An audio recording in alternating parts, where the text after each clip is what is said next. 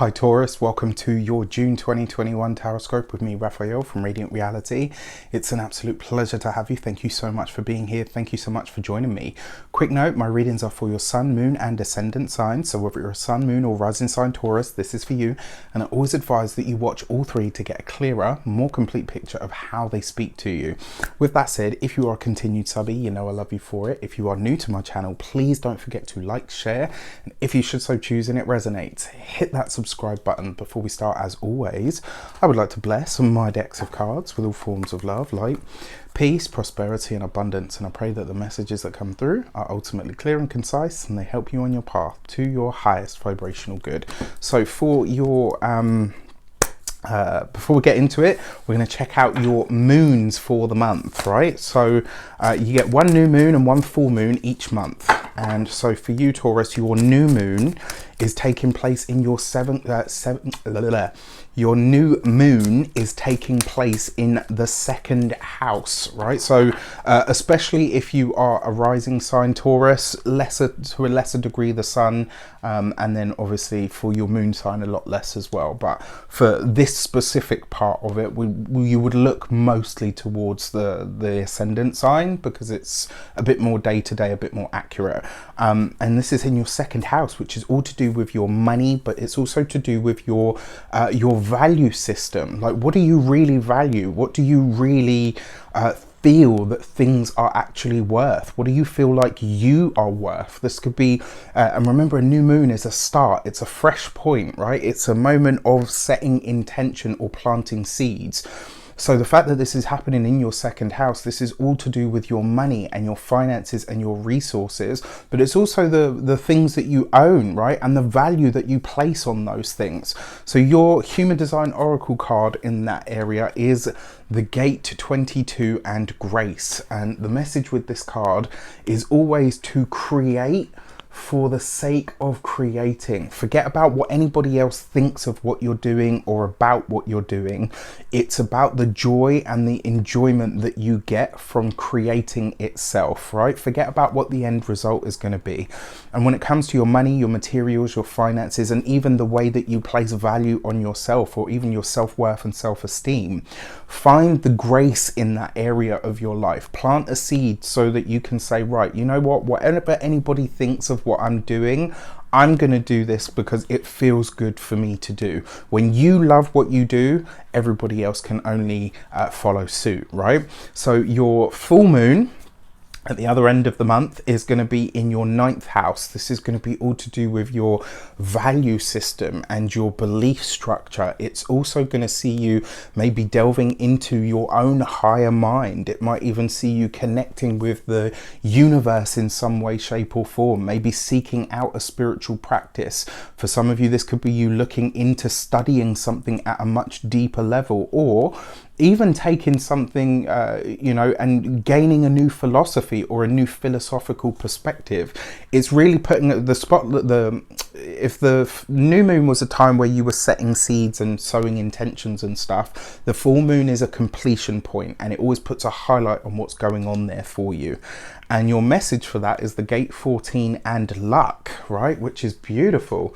So this is really nice. Use this full moon to really do some deep pondering about where you want your life to go and how you want, you know, maybe even look at where you've come from as well, to ask yourself, okay, how does this fit into the larger context of what I believe about where I can actually go, which is beautiful. All right, so let's have a look at your different sectors for the month. For your actions and options, or interactions with the world at large, should I say, you have the Judgment card, right? So this is going to be a big month for you guys in a lot of ways. Whenever the Judgment card shows up, you know that there are about to be big changes on the horizon.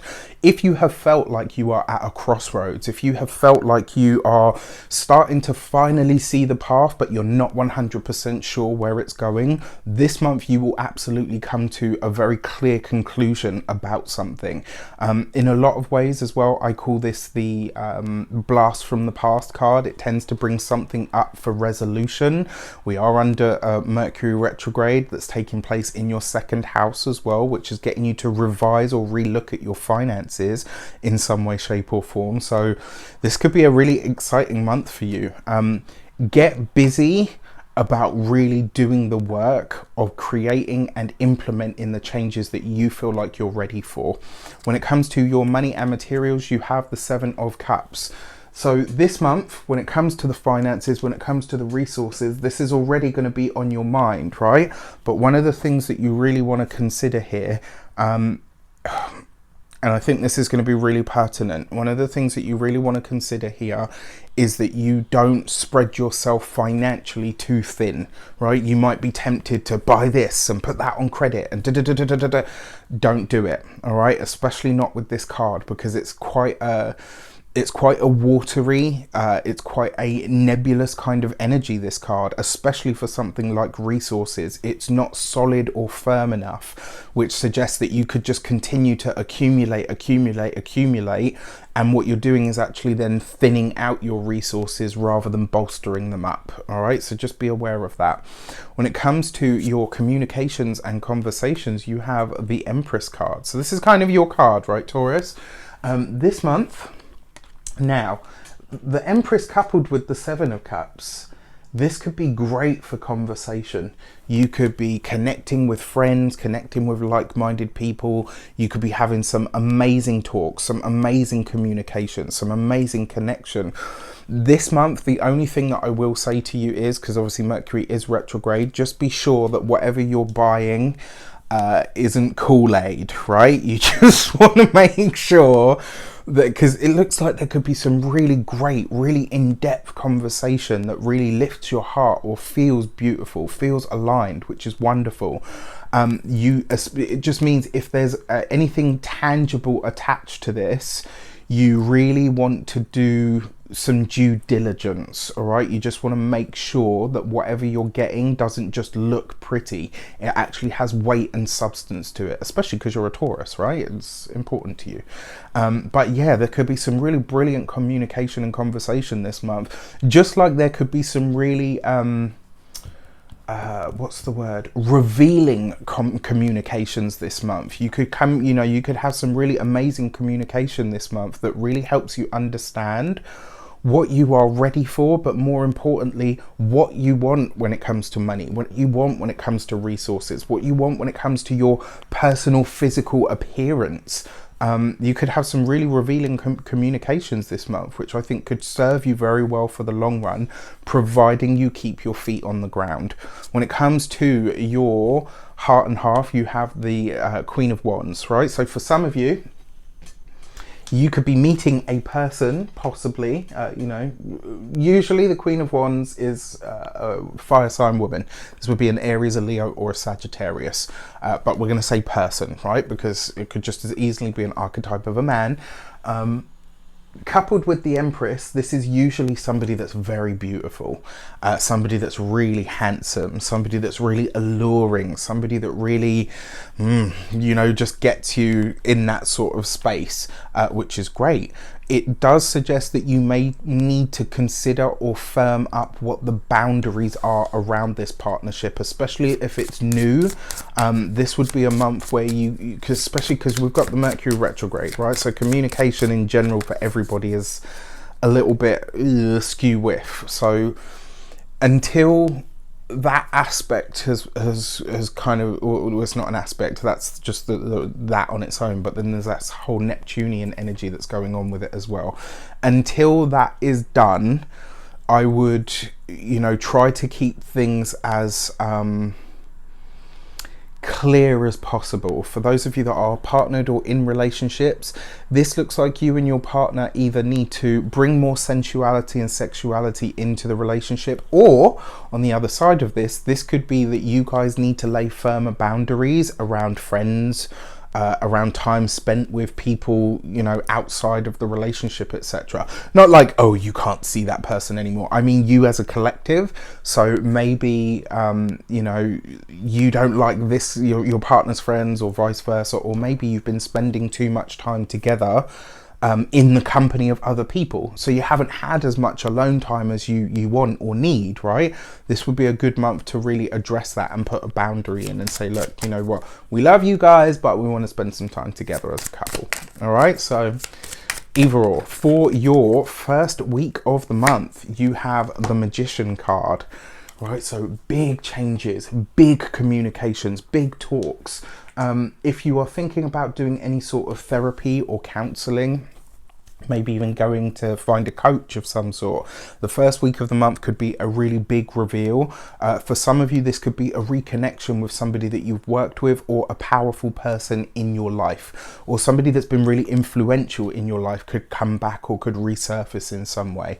Remember though, this card is the Magician. This card is ruled by Mercury. So again, there's that whole consideration that you need to have around the way that you communicate and the things that you take on board. For your second week of the month, you have the Strength card. When it comes to your money, your resources and your finances, this month, a little bit of self-control is going to go a very long way when it comes to money, materials and resources. Like I said, you might be tempted to take on or bite off more than you can chew financially this month. And you know, that could come because you're like, yeah, I'm tapping into this energy, right?